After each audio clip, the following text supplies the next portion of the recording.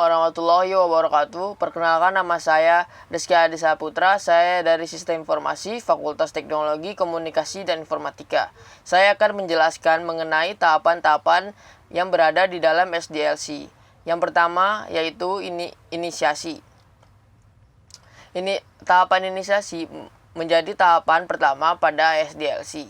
Biasanya tahapan ini ditandai dengan adanya pembuatan proposal tentang proyek perangkat lunak tersebut. Tahapan kedua, pengembangan konsep sistem atau sistem konsep development. Setelah tahapan inisiasi, tahapan selanjutnya adalah tahapan pengembangan konsep. Pada tahapan ini, kamu akan diminta untuk menjelaskan mengenai lingkup konsep yang akan dikerjakan. Tahapan ketiga, planning system atau perancangan sistem. Tahapan ini umumnya lebih menekankan aspek feasibilitas studi, yakni studi kelayakan pengembangan sistem. Adapun aktivitas yang dikerjakan pada tahap ini adalah pembentukan tim dan konsolidasinya, mendefinisikan tujuan pengembangan serta ruang lingkup dari pengembangan yang akan dilakukan, mengidentifikasikan masalah pada dapat diselesaikan melalui pengembangan sistem tersebut. Tahapan keempat, analis sistem atau sistem analis. Pada tahap analis sistem akan dilakukan beberapa tahap meliputi sistem literatur.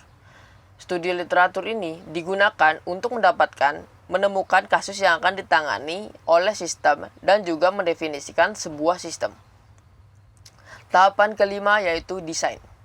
Pada tahap ini pengembangan akan mentransformasikan kebutuhan secara terperinci.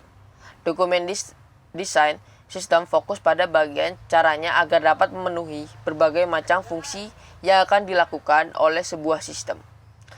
Tahapan keenam, perancangan sistem. Pada tahapan ini, fitur-fitur dan operasi pada sistem dideskripsikan secara detail dengan aktivitas analisa. Selain itu, tahapan ini juga merancang sebuah user interface. Tahap ketujuh, pengembangan atau development. Tahap pengembangan yaitu mengubah rancangan ke sistem informasi yang kompleks. Tahap ini juga bertujuan untuk mengetahui berbagai macam cara memperoleh dan melakukan menginstalkan pada lingkungan yang diharapkan oleh sebuah sistem. Seperti misalnya membuat basis data dan menyimpan standar prosedur, menyimpan dokumen coding, testing, compile, repair, dan cleaning program. Tahap ke-8, integrasi dan pengujian atau integration dan test. Tahap integrasi dan pengujian. Pada tahap ini, pengembangan akan mempresentasikan sistem perangkat lunak yang telah memenuhi keadaan yang spesifik pada dokumen kebutuhan fungsional.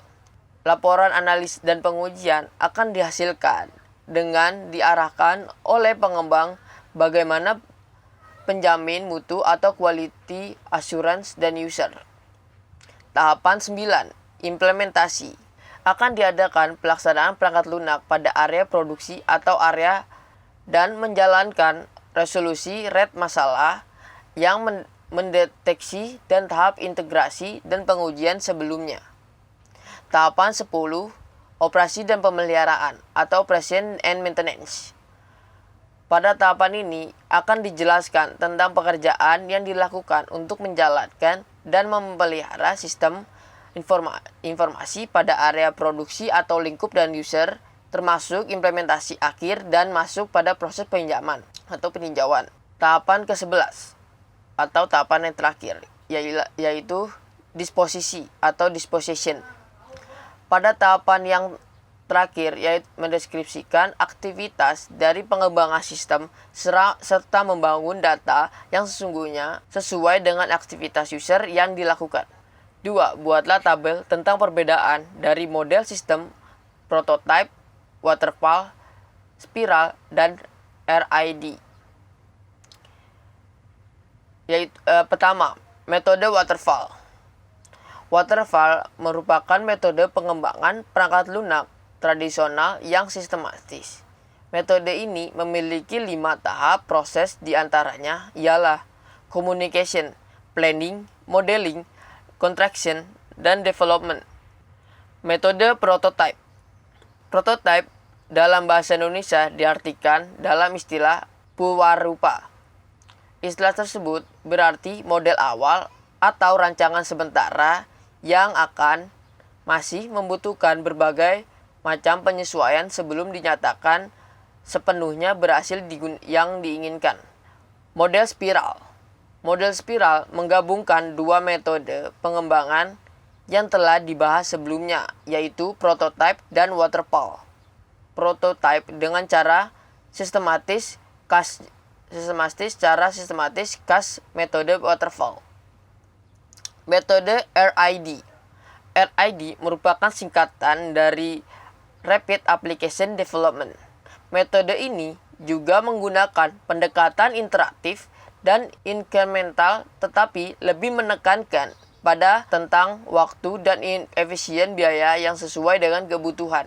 3. Buatlah contoh aplikasi di sekitarmu. Boleh dari tempat kamu bekerja atau contoh dari aplikasi lainnya yang pernah kamu gunakan. Model pengembangan apa yang dipakai dan jelaskan tiap langkah atau step yang digunakan, kesulitan apa yang dirasakan sebagai pengguna aplikasi tersebut. Aplikasi yang pernah saya gunakan yaitu aplikasi mengenai peternakan. Aplikasi ini dikelola oleh Kementerian Pertanian Republik Indonesia. Aplikasi ini menggunakan metode RID. Pasalnya, semua pihak, baik pekerja lapangan maupun pengembang, terus terlibat secara aktif dalam setiap proses hingga hasil dapat dicapai.